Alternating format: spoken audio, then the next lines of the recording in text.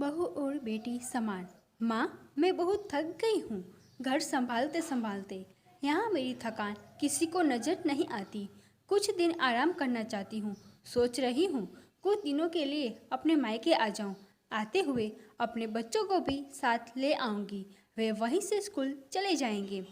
आखिर एक ही शहर में ससुराल और मायके होने का कुछ तो फ़ायदा मिले। नम्रता ने फ़ोन पर अपनी माँ से कहा।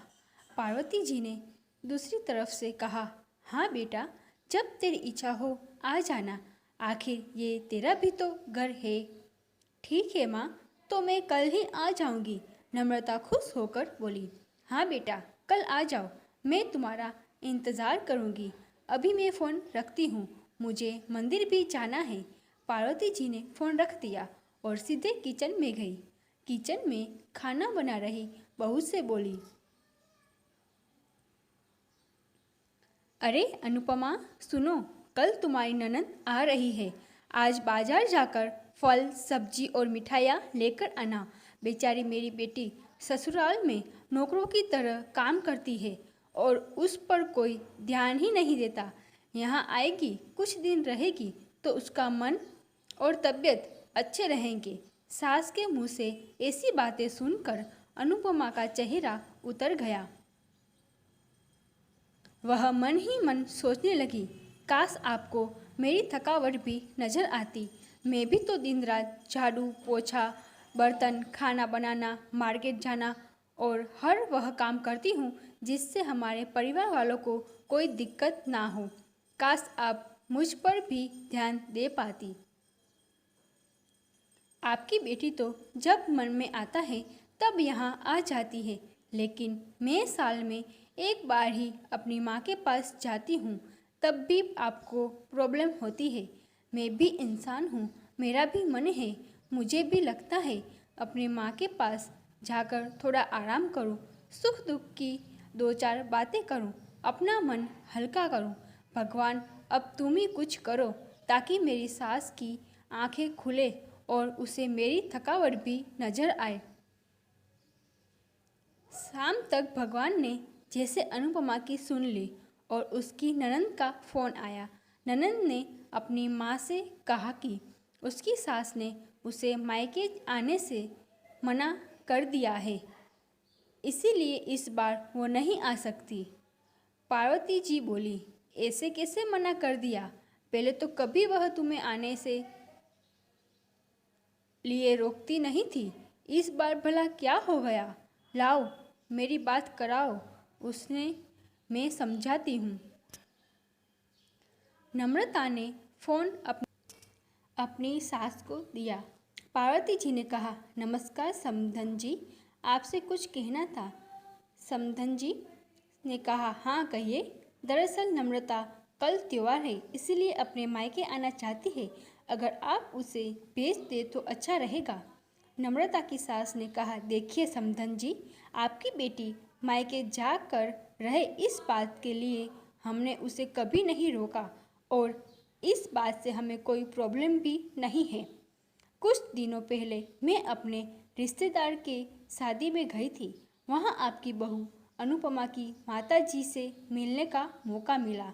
उसने गपशप करने के दौरान उनकी बातें से पता चला कि अनुपमा को साल में एक ही बार अपने मायके जाने की मिलता है और वह भी बहुत कम समय के लिए। मुझे लगता है आपको पहले अनुपमा को अपने मायके भेज देना चाहिए और वह जब मायके होकर आ जाएगी तो मैं नम्रता को आपके पास भेज दूँ। एक बहुत ज़रूरी बात जो मुझे लगता है आपको समझ लेनी चाहिए कि आपको अपनी बहू को भी बेटी की तरह या बेटी से भी ज़्यादा प्यार देना चाहिए।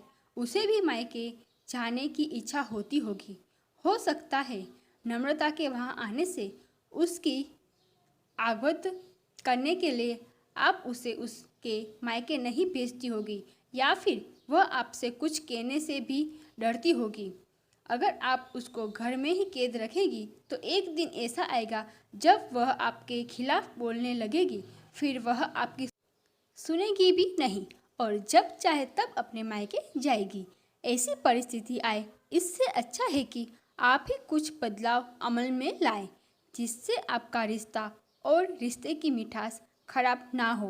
पार्वती को अपने समधन जी की हर एक शब्द में सच्चाई नजर आई। उन्हें महसूस हुआ कि उन्होंने अपनी बेटी के प्यार में अंधे होकर कभी भी अपनी बहू के मन का विचार नहीं किया। उन्होंने हमेशा ही अपनी बेटी को अपने बहू से ऊपर रखा। दूसरी तरफ नम्रता भी अपनी भाभी के बारे में हो रही इस बातचीत को सुन रही थी। उसने भी रियलाइज़ किया कि वह कभी भी अपनी भाभी के साथ ठीक से बात नहीं करती और जब जब वह अपने मायके जाती है तो भाभी थोड़ी उदास रहती है। पार्वती जी ने अपनी बहू को बुलाया और उससे कहा कि अनुपमा, कुछ दिनों के लिए नम्रता नहीं आने वाली है, इसीलिए पहले तुम अपने मायके होकर आओ। यह सुनते ही अनुपमा का चेहरा खिल गया, क्योंकि यह पहली बार था जब उसकी सास ने सामने से उसे अपने मायके जाने के लिए कहा था।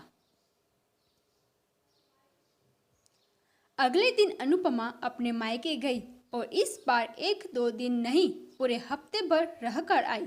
अपने माँ बाप से, अपने रिश्तेदारों से मिलकर आई और जब लौटकर आई तो उसका चेहरा खिला हुआ था, उसकी आंखें चमक रही थी। अनुपमा के आने के बाद नम्रता भी अपने मायके आई और इस बार वो खुद सामने से अपनी भाभी से खुशी खुशी मिली और अच्छे से बात की। नम्रता ने अपनी माँ से बात करके उन्हें भी अच्छे से समझने में मदद की कि वह कहीं ना कहीं अनुपमा के साथ गलत व्यवहार कर रहे थे। दूसरी तरफ अनुपमा अपने ससुराल वालों के बदले रवैये से बहुत खुश थी। अब वह खुशी खुशी सबका ध्यान रखती और हर काम प्यार से करती। वह ध्यान रखती कि कोई भी ऐसी बात या काम ना करे जिससे घर में तनाव का माहौल पैदा हो। पार्वती जी अपनी बहू को खुद ही समय समय पर मायके भेज दिया करती। एक छोटे से बदलाव ने सास बहू और भाभी ननंद के बीच की कड़वाहट को दूर कर दिया और रिश्तों को भी और भी ज़्यादा मिठास और मजबूत कर दिया। दोस्तों, अगर आपको हमारी कहानी पसंद आई हो तो उसे लाइक करें, शेयर करें, सब्सक्राइब करें। धन्यवाद।